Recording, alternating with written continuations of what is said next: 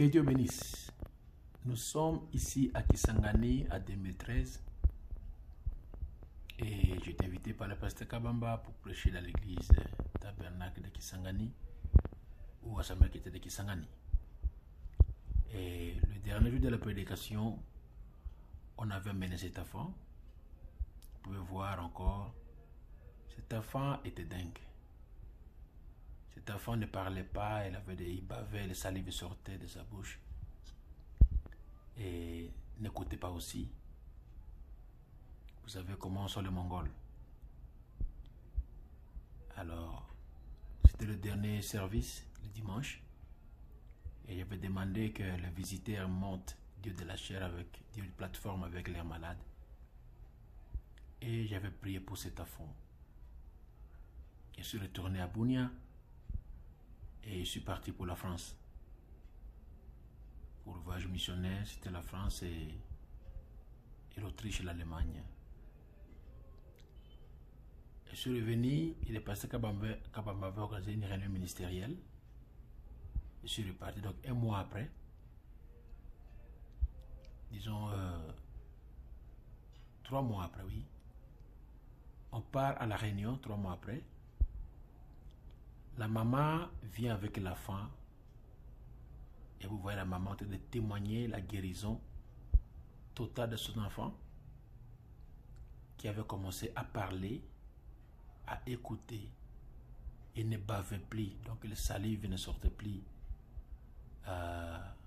d'elle. Le Seigneur l'avait totalement guéri.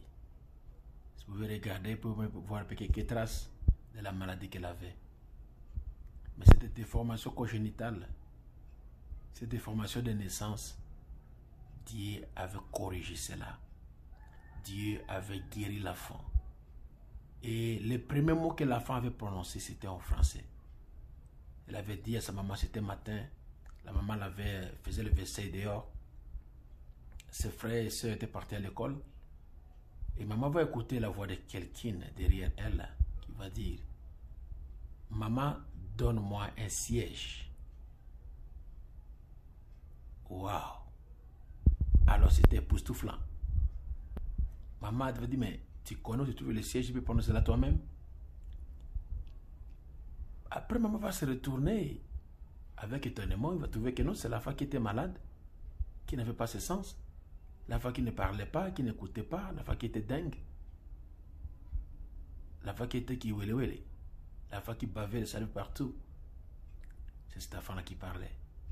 Et le premier mot qu'elle a parlé, c'était le français, alors qu'elle n'est jamais partie à l'école. Oh, Jésus-Christ est merveilleux. Il fait toujours ce qui est parfait.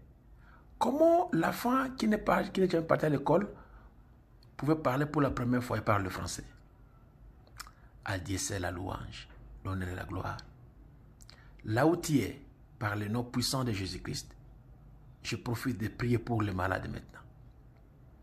Peu importe la maladie que toi tu as, chez Dieu, il n'y a rien d'impossible. L'image que tu vois là n'est pas trafiquée.